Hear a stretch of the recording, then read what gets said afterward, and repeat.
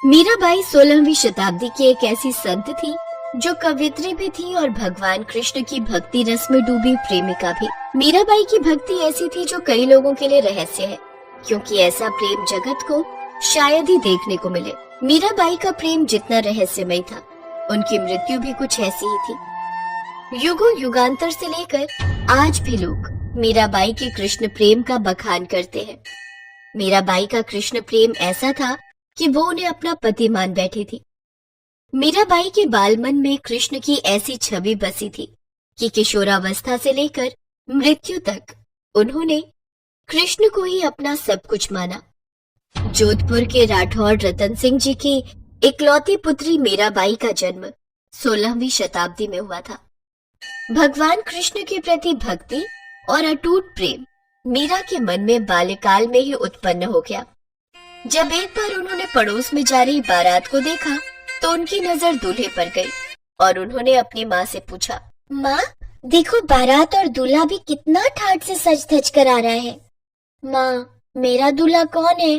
क्यों परेशान करती है मीरा, काम करने दे। बताओ ना माँ मेरा दूल्हा कौन है? मीरा वो सामने कृष्ण जी की मूर्ति देख रही हो, वही तुम्हारे दूल्हा है। क्या कृष्ण जी मेरे दूल्हा है? फिर तो यही मेरे पति हुए। हाँ अब से मैं कृष्ण जी को ही अपना दूल्हा मानूंगी। माँ की बातों का मीराबाई पर इतना गहरा असर हुआ कि वो कृष्ण प्रेम में मगन रहने लगी। फिर अचानक माँ के देहांत के बाद मीराबाई उदास हो गई। उनके कोई भाई बहन भी नहीं थे जो कि उनके साथ कोई खेलने वाला होता। मीराबाई जब बड़ी हुई, उनके पिता रतन सिंह और दादा ने मिलकर मीराबाई का विवाह उदयपुर के महाराजा भोजराज, जो मेवाड़ के महाराणा सांगा के पुत्र थे, उनके साथ तय कर दिया। दोनों परिवार संबंध सूत्र में बंध गए। मीराबाई इस विवाह से खुश नहीं थी। वो अपने साथ कृष्ण जी की मूर्ति ले आती हैं। क्या बात है मीरा, तुम्हारी आंखों में आंसू? क्या तुम इस विवाह से खुश नहीं हो? मेरा विवाह तो बचपन में ही मेरे कृष्ण से हो गया था, वही मेरे पति हैं। ये क्या पागलपन है मीरा? क्या ये इस तरह के मजाक का सही समय है? नहीं, मैं सत्य कह रही हूँ। मेरे पति कृष्ण ही हैं और मैं उनकी प्रेमिका। राजा भोज गुस्से में बाहर जाकर अपनी माँ और बहन से कहते हैं, मीरा ये क्या पागलपन है जो तुम हमारे भाई से इस तरह का व्यवहार कर रही हो? तुम्हें क्या लगता है मेरा पुत्र शांत स्वभाव का है तो तुम उसे अपनी बातों से घुमाओगी और वह घूम जाएगा? ये तुम्हारी भूल है मीरा। मैंने सत्य ही बोला है माताजी। मैंने हमेशा ही अपने गिरधर गोपाल को अपना पति माना है, उनके समान मेरा कोई नहीं। मीराबाई जानती थी कि विवाह केवल उनके शरीर का हुआ है, लेकिन उनकी आत्मा कृष्ण के नाम के ही प्रेम गीत गाती है। मीरा सदैव कृष्ण नाम के ही भजन कीर्तन करती रहती थी। उनकी भक्ति के रस में सभी भक्त भी मगन रहते थे। समय बीता और विवाह के कुछ सालों बाद ही एक युद्ध के दौरान कुंवर भोजराज का देहांत हुआ और मीरा को पति के साथ सती होने के लिए जबरदस्ती राजमहल में लाया गया। मीरा तुम्हें अंदाजा भी है यहाँ तुम्हारे पति का देहांत हुआ है और तुम मंदिरों में रासलीला करती फिर रही हो? तुम्हें भी तुम्हारे पति के साथ सती होना होगा, यही सती धर्म है। तुम्हें अपना हार श्रृंगार त्यागना होगा। मेरे तो गिरधर गोपाल दूसरो न कोई, मेरे तो गिरधर गोपाल दूसरो न कोई। मीराबाई के देवर ने उन्हें पति के साथ सती होने का आदेश दिया, पर वो नहीं मानी। उन्होंने अपना हार श्रृंगार नहीं त्यागा और सभा के बीच में से कृष्ण भजन गाती हुई कृष्ण मंदिर में चली गई। इसके पश्चात मीराबाई अब मंदिर में ही रहने लगी और संतों के बीच भगवान कृष्ण के पद और भजन गाने लगी। ये सुनकर मीराबाई के परिवार वाले क्रोधित हो गए। उन्हें लगता था कि इससे उनकी समाज में बदनामी हो रही है। कृष्ण भक्ति ने मीरा को ससुराल से अनेक यातनाएं दी जाने लगी, पर जिसकी रक्षा स्वयं वासुदेव कृष्ण के हाथों में हो, भला उसका कोई बाल भी बांका कैसे कर सकता है? इस तरह से वो मीरा साधु संगत की भीड़ के बीच नाचती रहती है। हमारे राजमहल में भी अब लोग बातें बनाने लगे हैं। अब इसका एक ही रास्ता है, मीरा की मृत्यु। सैनिकों, वो पिटारी लेकर आओ। उदाबाई, तुम इस नाग को पिटारी में बंद कर मीराबाई के पास ले जाओ और उसे अपनी ओर से भेंट स्वरूप ये हीरो जड़ित हार कहकर पिटारी उसके हाथ में दे देना। चिंता मत करो भैया, मैं मीरा की मृत्यु का समाचार लेकर ही लौटूंगी। उदाबाई मीराबाई के पास जाती है और पहले उसे समझाने की कोशिश करती है। मीरा, तुम्हारा यूं कृष्ण भक्ति में नाचना और गाना राज परिवार को अच्छा नहीं लगता। तुम हमारे राज परिवार की बहू हो और लोक लाज की कुछ तो चिंता करो।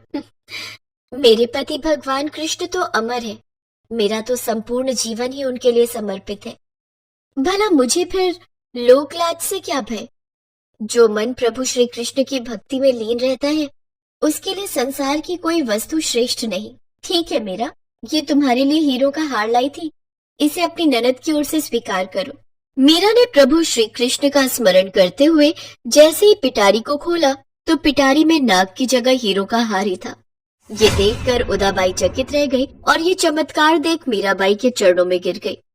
मीरा, मुझे भी अपनी कृष्ण भक्ति के रस की कुछ बूंदें प्रदान करो।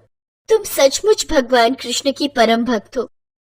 उदाबाई मीराबाई की भक्ति के चमत्कार को देख व्याकुल हो गई और उनकी भक्ति में वो भी रम गई। उधर राणा विक्रमजीत के सैनिकों ने उन्हें मीराबाई को मारने के लिए एक और युक्ति सुझाई। महाराज, मेरे पास एक युक्ति है। क्यों न हम मीराबाई को महल बुलाकर कृष्ण का प्रसाद कहकर जहर का प्याला पीने को दें? ये युक्ति जरूर कारगर सिद्ध होगी। मीराबाई को महल में बुलाया जाए। ये लोग धोखे से अमृतपान कहकर मीरा को जहर का प्याला पिलाकर मारना चाहते हैं।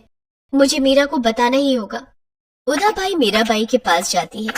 उदाबाई, वो मुझे कृष्ण नाम रस का पान करने के लिए कहेंगे तो मैं उनके नाम से मिला जहर का प्याला भी पी जाऊंगी। आप चिंता मत करो, मेरी कृष्ण की जो इच्छा होगी वही होगा। मीराबाई को राज दरबार में लाया जाता है और सबके समक्ष मीराबाई प्रभु श्री कृष्ण के नाम का स्मरण करके वो विष का प्याला पी लेती हैं।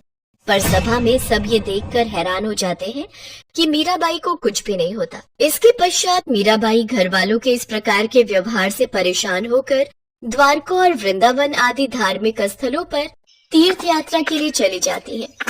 इधर मीरा के महल छोड़कर चले जाने से राज्य में अशांति फैल गई। ब्राह्मणों ने कहा कि यदि मीरा वापस लौट आएगी तो सब ठीक हो जाएगा। मीरा की खोज के लिए सैनिक भी भेजे गए। उन्होंने मीरा को साथ लौटने की विनती की, लेकिन मीरा ने मना कर दिया। यदि आप हमारे साथ जीवित नहीं लौटी तो हम भी वापस नहीं लौटेंगे। हमारे परिवार के बारे में सोचिए, हमें आपको जीवित यहाँ से लेकर राजमहल जाना है। मैं आप लोगों की विवशता समझ सकती हूँ। यदि मैं वापस गई तो मैं कृष्ण भक्ति से विमुख हो जाऊंगी और वो मैं कभी नहीं कर सकती। मुझे आप लोगों के बारे में भी सोचना है। अच्छा, यदि मैं आप सबके आने से पहले ही संसार छोड़ गई होती तो क्या आप सब खाली हाथ वापस लौट जाते? तब तो लौटना ही था। मीरा को हल मिल गया था। सिपाहियों की बात सुनते ही मीरा श्री कृष्ण की स्तुति करने लगी। मीरा की आंखों से प्रेम के आंसू बहने लगे। वो भगवान श्री कृष्ण के मंदिर के भीतर गई और उनसे बोली, हे कृष्ण, आप तो जानते ही हैं मैंने सदैव से केवल आपको ही पूजा है, आपको ही अपना सर्वस्व समर्पित किया है। मेरे जीवन का आधार तो आप ही हो। पिछले जन्म में जब मैं गोपी थी तब मेरा आपसे मिलन नहीं हो पाया था, इसीलिए इस जन्म में मैं मीरा बनी हूँ। मैं चाहती हूँ मेरे अंतिम क्षण केवल आपको ही समर्पित हो। मैं आपको ही देखते देखते आप में समा जाऊं। मुझे अपने हृदय में स्थान दो प्रभु। मीराबाई ने अपना अंतिम पद गाना शुरू किया और भगवान कृष्ण ने उन्हें अपने हृदय में स्थान दिया और वो सदा के लिए अपने प्रियतम श्री कृष्ण में समा गई। सिपाहियों के साथ साथ सभी भक्तों की आंखों में भी आंसू की धारा बह रही थी। सिपाही वापस लौट जाते हैं। कहते हैं मीराबाई जहाँ जाती थी वहाँ उन्हें लोगों का सम्मान मिलता था। लोग उन्हें देवी के जैसा प्यार और सम्मान देते थे। भारत भूमि पर ऐसे कई संत और महात्मा हुए हैं जिन्होंने धर्म और भगवान को रोम रोम में बसाकर दूसरों के सामने एक आदर्श के रूप में पेश किया है। ऐसे ही संतों और महात्माओं में मीराबाई का स्थान सबसे ऊपर माना जाता है।